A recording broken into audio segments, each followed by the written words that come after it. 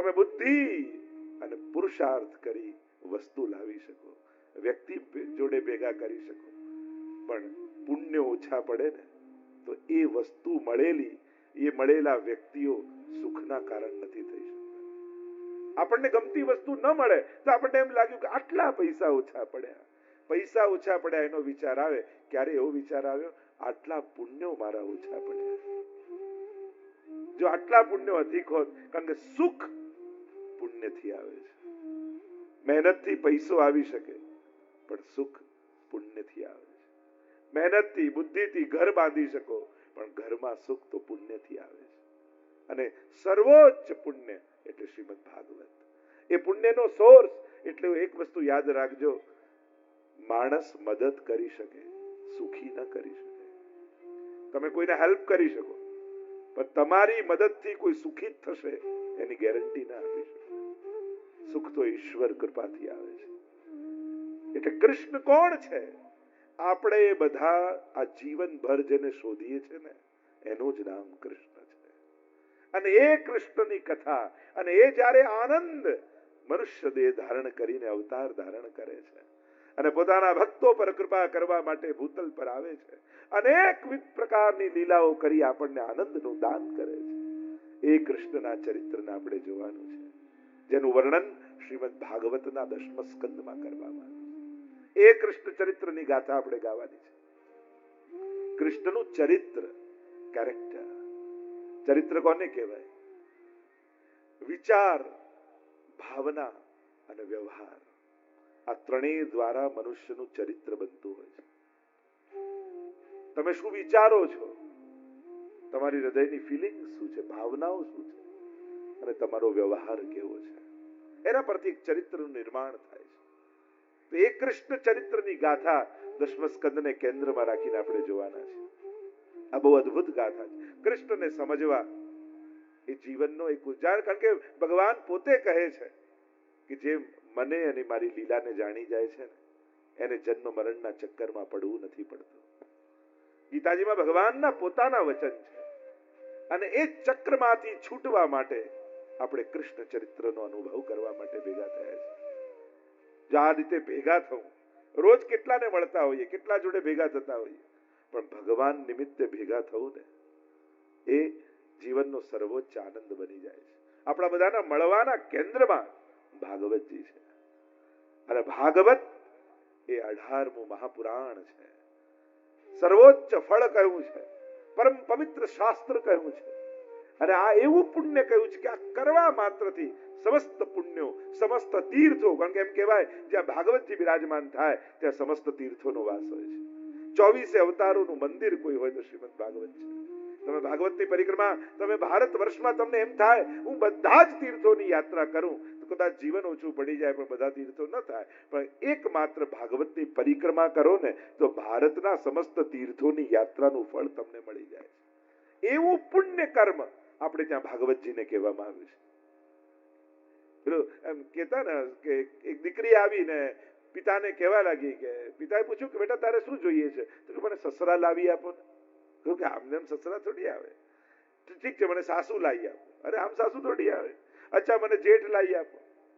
અરે આમ જેઠ ના, અરે મને જેઠાણી લાવી આપો, દેર લાવી આપો, દેરાણી લાવી. આમ જયારે છોકરી બોલવા લાગી ત્યારે પિતાએ કહ્યું કે એક વર ગોતી લે, આ બધું તો એમને પાછળ પાછળ આવશે. એમ ભાગવત પકડી લો તો સમસ્ત પુણ્યો તો એમને પાછળ પાછળ આવશે. આ એવું એક સત્કર્મ વૈષ્ણવી જીવનનું માનવામાં આવે. હું કહું ને 3 સત્કર્મની વાત કરતો હતો, એ જીવનમાં એકવાર ભાગવત કથા કરવી. અને આ પણ ભાગવત કથા જ છે. ભાગવત કથા એટલે હું બેસીને 7 દિવસ કરું એ જ નહીં. જ્યાં જ્યાં ભગવત ગુણગાન છે, ભાગવત છે. જીવનમાં એકવાર ગૌદાન કરું. જો આપણે ગોપાલ પ્રભુની કેવી સુંદર ગાયોની ગૌશાળા છે. વૈષ્ણવી જીવનનું એક બહુ મોટું પુણ્ય કહ્યું કે જીવનમાં દરેક વૈષ્ણવે એકવાર ગૌદાન જરૂર કરવું જોઈએ. અને ત્રીજું, ક્ષણવાર માટે પણ વ્રજનો આ જ દેહ સાથે જીવનમાં એકવાર વ્રજવાસ કરવો જોઈએ.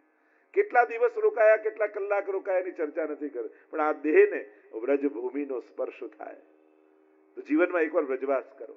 આ 3 સત્કર્મો દરેક વૈષ્ણવ જીવનમાં એકવાર ચોક્કસ કરવા જોઈએ. એના વગર વૈષ્ણવી જીવન અધૂરું માનવામાં આવે છે કે આ સત્કર્મો તો થવા જ જોઈએ. શ્રીમદ ભાગવત એ પ્રશ્નથી કૃષ્ણ સુધીની યાત્રા છે. પ્રશ્નથી શરૂઆત થાય, મોહથી મોહન સુધીની યાત્રા છે, શંકાથી સમાધાન સુધીની યાત્રા છે. અનેક શંકાઓ આપણા મનમાં છે.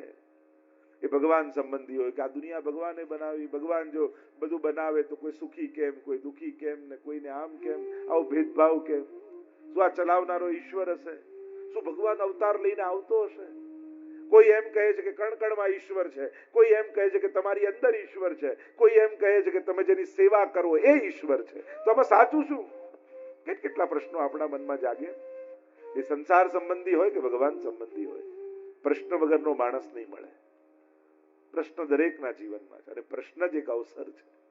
પ્રશ્ન કોઈ ખરાબ વસ્તુ નથી. શંકા તો શ્રદ્ધા સુધી લઈ જાય છે. સદગુરુ માટે ભક્તની શંકા એક અવસર હોય છે કે આ શંકા જ એને શ્રદ્ધા સુધી લઈ જશે. જો જીવનમાં પ્રશ્ન જાગે ખોટું નથી, પણ પ્રશ્નનો ઉત્તર ગલત જગ્યાએ લેવું એ બહુ ખતરનાક છે.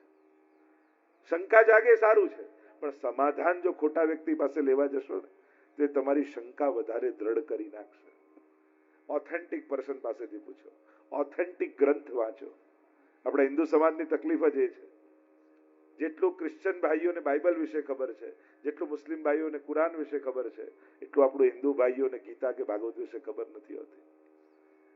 અને ખબર નથી હોતી એટલે અંધશ્રદ્ધાઓ પેદા થાય.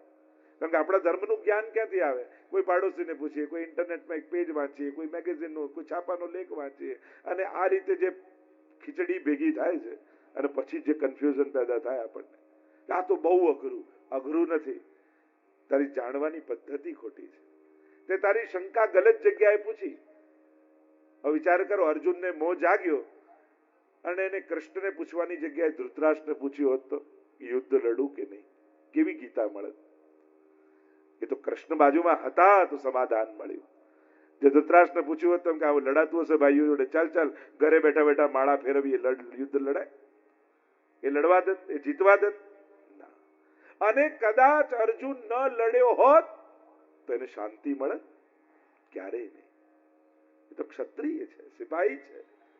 લડવું એના સ્વભાવમાં છે, જીતવું એની પ્રકૃતિમાં છે, ભાગવું એની પ્રકૃતિ નથી. અને પ્રકૃતિથી વિરુદ્ધ કામ કરવા જાવ તો શાંતિ ન મળે. ઘણી વાર ઘણા બહુ જ એક્ટિવ હોય અને બધાને જોઈને એના મિત્ર રિટાયર્ડ થાય તો કે લાવ હું રિટાયર્ડ થઈ જાઉં, અને પછી જે ટેન્શન થાય ને, દરેક લોકોને ફ્રી થઈને શાંતિ થોડી મળે છે. એ તો નેચર એવો હોવો જોઈએ. ઓફિસેથી કામ છોડે તો ઘરમાં કટકટ ચાલુ થાય, અહીંયા ચોખ્ખું નથી, નામ કપડા પડ્યા છે, પેલું પડ્યું. પેલા બહેન કે તમે ઓફિસે જાઓ તો શાંતિ. એને તો કામ જ એની પ્રકૃતિ, એના નેચરમાં છે, એને કામમાં જ શાંતિ મળે છે. એટલે કોઈ એમ કે કામ છોડવાથી શાંતિ મળે, એમાં હું નથી માનતો. તમારી પ્રકૃતિમાં છે નિવૃત્ત થવું, અને જો નથી તો પ્રવૃત્તિમાં જ તમને શાંતિ મળશે. એવા કામ કરો કે સમાજ કલ્યાણના હોય, લોકોના હિતના હોય, પ્રભુની ભક્તિના હોય, જે સમાજમાં પુણ્ય અને સત્કર્મ અને સદવિચારોને વહાવે, એવા કાર્યમાં જોડાઈ જાઓ. શાંતિ દરેક માટે જુદી છે. ઘણી વાર ફોરેન જઈએ ને એટલે અમેરિકા 6 મહિના થઈ ગયા હોય બાને, અને અમે મળીએ એટલે વિચારે એવા હરખાઈ જાય, આંખમાં ચમક આવી જાય. પૂછીએ કેમ બા શાંતિ છે ને? જે અહીંયા તો ભયંકર શાંતિ, કોઈ દેખાતું જ નથી. એટલે શાંતિ એ ભયંકર હોય. અને અહીંયા તો બધાના અમેરિકા બધા રહે છે રિલેટિવ, એટલે તમને ખબર હશે 2-3 મહિના પછી શું થાય છે. આપણે કે આ તો સ્મશાન શાંતિ છે, આપણે કે આ તો યુદ્ધ પહેલાની શાંતિ છે. શાંતિ કેટલા પ્રકારની હોય છે. આપણને કેવી શાંતિ જોઈએ? જેમાં કૃષ્ણ મળે એવી શાંતિ જોઈએ. જે ગીતાજીમાં ભગવાન કહે છે ને, તમેવ શરણમ ગચ્છ સર્વભાવેન ભારત તત્પ્રસાદાત પરામ શાંતિ. એવી શાંતિ જોઈએ જેમાં પરમ આનંદનો અનુભવ હોય. જેમ ઘણીવાર તમે હવેલીમાં નંદ મહોત્સવના દિવસે ગયા હો અને નંદ મહોત્સવમાં જે નાચો, કૂદો, આનંદ કરો અને ઘરે આવીને થાકીને બેસો અને એ આનંદમાંથી જે શાંતિ પેદા થઈ હોય, યા ક્યારેક કોઈ સત્કર્મમાં જોડાયા હો, કોઈ સમાજ સેવાનું કાર્ય હોય ને એમાં તમે જોડાયા હો, લોકોને ભોજન પીરસતા હો, વાંટતા હો, મદદ કરતા, થાકમાં પણ જે શાંતિ લાગે, જે આનંદ લાગે સત્કર્મ કરી, એવી શાંતિ આપણને જોઈએ છે. તો શાંતિ એ એકાંતમાં મળે એ નથી, જે કાર્યની તૃપ્તિમાં મળે એ શાંતિ છે. આપણે ઘણી વાર એકાંતને શાંતિ માની લઈએ. હિલ સ્ટેશન પર અહીંયા જેમ કેવી શાંતિ, શાંતિ નથી, એકાંત છે. હમણાં અઠવાડિયામાં તકલીફ પેદા થઈ જશે. આ તો પ્લેસ ચેન્જ થયું, જગ્યા બદલાઈ એટલે આપણે શાંતિ જેવું લાગ્યું. શાંતિ જગ્યામાં નથી હોતી, શાંતિ સ્વભાવમાં હોય છે, પ્રકૃતિમાં હોય છે. અને જે પોતાના સ્વભાવમાં રહેલી શાંતિનો અનુભવ કરે ને એને સંસાર ક્યારેય વિચલિત નથી કરી શકતો. અને જે સુવિધાઓ ગોતીને શાંતિ ગોતવાની કોશિશ કરે એની શાંતિ બહુ ટકતી નથી હોતી. જીવનમાં સુખ વ્યવસ્થાઓથી ન ગોતો, સ્વભાવથી ગોતો, સમજણથી ગોતો. અને જેને સમજણથી સુખી થતા શીખી લીધું છે ને એને સંસારની વિપરીતતા વિચલિત નથી કરી શકતી. અને જેને સંસારને, વસ્તુઓને, વ્યક્તિઓને અનુકૂળ કરીને સુખી થવાની કોશિશ કરી એ કોઈના સુખ ટક્યા નથી. સંસાર તો ચલિત છે, આજે જેવો છે કાલે. હવે તમે અત્યારે જે કલાક બેઠા ને જે વિચારવાળા રહ્યા, 2 કલાક પછી આવા જ રહેશો એની ગેરંટી તમને ખરી? અહીંયાથી બહાર નીકળ્યા પછી અહીંયા છીએ એવા જ વિચારવાળા આપણે રહીશું. ક્યાંક દર્શન કરતા કોઈ ધક્કો માર્યો તોય પીતો જતો રહે માણસ. આ તો બહાર નીકળતા જ કેવા છે કોને ખબર. કાંઈ ભરોસો આપણને આપણી જાત પર પણ કરો. સમજણ. એક કન્યા પરણીને આવી એટલે પત્નીએ કહ્યું એના પતિને કે તમે મને સુખી કરશો? પતિએ કહ્યું જો તું કહીશ એવી કાર લાવી આપીશ, તું કહીશ એવું ઘર બાંધી આપીશ, તું કહીશ એવા દાગીના લાવી આપીશ, પણ સુખી થતા જો તું ન શીખી તો તારા સિવાય તને બીજું કોઈ સુખી કરે એમ નથી. આ તો તારે જ શીખવું પડશે સુખી થતા. જે મળ્યું છે એમાં કઈ રીતે સુખી થઈને જીવવું એ સમજણ સત્સંગ આપણને આપે છે. કૃષ્ણની ભક્તિ આપણને આપે છે, પ્રભુના દિવ્ય ચરિત્રો આપણને આપે છે. તો આ કૃષ્ણ ચરિત્રની ગાથા જીવનનો એક એવો મહામંત્ર આપણને આપશે કે જ્યારે કૃષ્ણ તમારો થઈ જશે, કૃષ્ણ મારો છે, હું કૃષ્ણનો છું, આ મહામંત્ર જ્યારે જીવનનો મંત્ર બની જશે ત્યારે કોઈ પણ સંજોગો, કોઈ પણ પરિસ્થિતિ તમને દુખી નહીં કરી શકે. જ્યારે તમે, આપણે તો બ્રહ્મ સમાન લેતા આત્મા તુલસી દલ લઈને બોલીએ છે ને, હે કૃષ્ણ હું તારો છું, હે કૃષ્ણ હું તારો છું. મંત્ર એ કેવલ શબ્દો નથી, એ જીવનની સૌથી મોટી સૂઝનું નામ છે. હું કૃષ્ણનો છું. આજે કોઈને પૂછીએ કે તમે કોના, હૃદય પર હાથ મૂકીને કહો. કોઈ કે હું ધંધાનો, કોઈ કે હું ઘરનો, કોઈ કે હું પૈસાનો, કોઈ કે હું આનો. ભક્ત એમ કહે છે કે હું કૃષ્ણનો છું. સંસારમાં, સંસારના કાર્યો કરતા કરતા પણ એક અવેરનેસ જીવનમાં છે, હું કૃષ્ણનો છું. કૃષ્ણ જેનો થઈ જાય ને, જો ને વસુદેવજીના માથે કૃષ્ણ આવ્યા અને જ્યાં માથે આવ્યા બધી બેડીઓ ખુલી ગઈ, રસ્તાઓ મળી ગયા અને કારાગૃહમાંથી, કેદમાંથી નંદાલય પહોંચી ગયા. આપણે બધા કર્મોની કારાગૃહમાં ફસાયેલા છીએ, કર્મોની કેદમાં આપણે બધાએ બંધાયેલા છીએ. છૂટવાનો એક જ ઉપાય, માથે કૃષ્ણ આવી જશે ને તો બધેથી બેડીઓ ખુલી જશે અને કારાગૃહનું અંધારું એ નંદ મહોત્સવનો આનંદમાં બદલાઈ જશે. જ્યારે નંદ બાબાના ઘરે, એટલે જ પુષ્ટિ માર્ગમાં શબ્દ શું છે, તમારા માથે કયું સ્વરૂપ બિરાજે છે? આપણે કહીએ ને પિતૃચરણના માથે ગોપાલ પ્રભુ બિરાજે છે. પુષ્ટિ માર્ગમાં શબ્દ, અમે તમારા ઘરે ઠાકોરજી ક્યારે પધરાવતા જ નથી, અમે તમારા માથે ઠાકોરજી પધરાવીએ છીએ. એટલે જ પૂછવાનો પ્રકાર આપણે ત્યાં એ છે, તમારા માથે કયું સ્વરૂપ? કારણ કે જેના માથે કૃષ્ણ આવે ને એને કોઈ દુનિયામાં રોકી શકતું નથી. વસુદેવજી એનું પ્રમાણ છે. કેવા બંધનો કંસના, કૃષ્ણ માથે આવ્યો તો બધેથી રસ્તા નીકળ્યા. દુનિયાનો માણસ અફસોસ કરશે, મદદ કરશે, સાથે ચાલશે, ભાગ્ય નહીં બદલી શકે. કૃષ્ણ તમારું ભાગ્ય બદલવાનું સામર્થ્ય રાખે છે. જ્યારે સામર્થ્યો અને સમજણ ટૂંકી પડી જાય ને ત્યારે કૃપા કામ કરી જતી હોય છે. કરેલી સેવા આગળ આવી જતી. આપણે ઘણી વાર કહીએ ને કે મેં તો એવું કાંઈ નતું કર્યું, ખબર નહીં વડીલોની ભક્તિ આગળ આવી ગઈ, મારા કરેલા પુણ્યો આગળ આવી ગયા. અને ઘણી વાર એવું થાય, જ્યારે જ્યારે તમને એમ લાગે કે મારા સમજણ અને સામર્થ્ય અને આવડત કરતા ભગવાને મને વધારે આપ્યું છે, ત્યારે સમજી લેજો ક્યાંક વડીલોએ ફેરવેલી માળા કામ લાગી ગઈ છે. એમણે લીધેલું ભગવત નામ મારા ભાગ્યને બદલવાનું સામર્થ્ય રાખે છે. અને આ બધા વડીલોના જ આશીર્વાદ છે. પરીક્ષિત મહારાજ પોતે કહેશે કે આ મારા કોઈ, પરીક્ષિત મહારાજે કહ્યું એવું પુણ્ય કર્યું કે એને ભાગવત મળે, સુખદેવજી મળે. પુણ્ય ક્યાં, પાપ કરીને આવેલા.